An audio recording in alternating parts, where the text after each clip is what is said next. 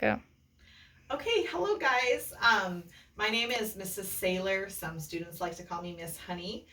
Today I'm doing something I never would have ever thought that I would do. I am going to be doing lesson for my YouTube channel to help my home learners at home during the Corona crisis. I do have a variety of students here with me in a homeschool setting. This is a lesson that can be modified for different age levels, and what we're going to be doing is working on creating masterpiece sentences. We're going to have the learners consider their word choice, their description, their use of adjectives, and just making sentences more detailed that are more vivid. It's painting a masterpiece, and so we're going to be creating masterpiece sentences. So you can follow along here. I have 2 second grade students and a 5th grade student. When I analyze student writing, let me tell you, students of all ages can improve the description and the detail in their sentences. So this lesson can, like I said, be modified for many ages. So today, my students that I have right here, I would like you guys to write the most boring sentence for me. And the most boring sentence that we have right now is, the dog was running. Okay, so I want you guys to write that down right now on your papers, please. And this is a sentence that's, it's okay. It has a subject and a predicate. It is a complete sentence. I do have a capital letter. I do have punctuation. This is a sentence that would be okay.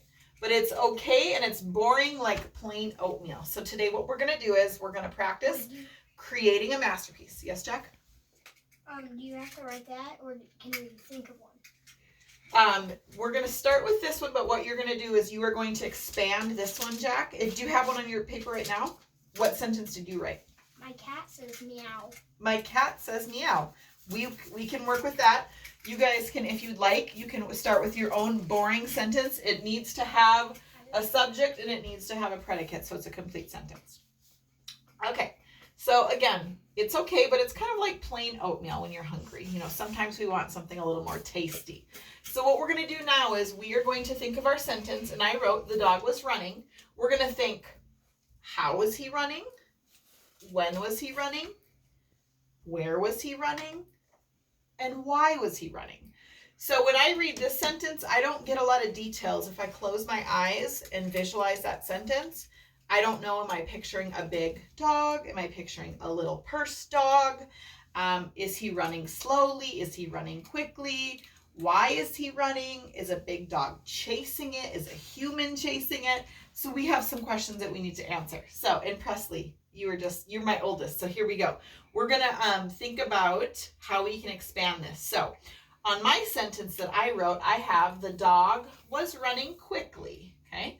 So quickly, does anybody know what type of word quickly is? It's describing how he was running. Do we know what type of word quickly is when it describes our verb? It's an adverb. Have you guys heard of adverbs?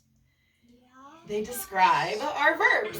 So the dog was running quickly. So now if I'm going to close my eyes, I can now know that the dog is not running slowly. He's running quickly down the busy street. So that's one way that we could expand our sentence. Now you're going to tell me more about the subject. So what's the subject in our sentence? The dog was running. What's the subject of the sentence? Running would be the verb. So what is the subject? Who or what is the sentence about? The dog. The dog, okay? So now we're going to be looking at dog. And if you notice the writing's in purple, I underlined dog in purple to remind us this is our subject.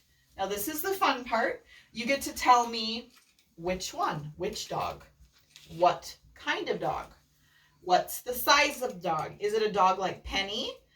Penny is what kind of dog? Chihuahua slash Yorkshire Terrier. Their dog, Kits, is about this big. And then for those of you who know Wrigley is about this big. So tell me the size, tell me the color, describe it. So the way that I expanded my sentence was, the huge fluffy poodle was running quickly down the busy street. I could also add, yesterday, the huge fluffy poodle was running quickly down the street. I could say, today, the huge fluffy poodle was running quickly down the street. Last week, I could expand it, and I could tell why it was running down the street.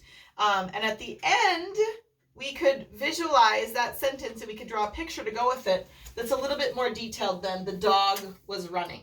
So for masterpiece sentences, the way students can practice is they can have a very brief sentence like, the student sat, period. You'd have a subject, you'd have your predicate. You could have, the girl ran, the boy jumped. And then you could walk through this. How did they jump? When did they jump? Where did they jump? Why did they jump? Then you're going to tell me more about the subject. So this is who or what the sentence is about. You're going to tell me what kind, size, color, describe it, and then you can also tell me a little bit more. Yesterday, today, last week. So what we're going to do right now is I'm going to pause this video. We're going to stop, and I'm going to have my actual students work on their masterpiece sentences, and we'll check back when they can share them. Thank you.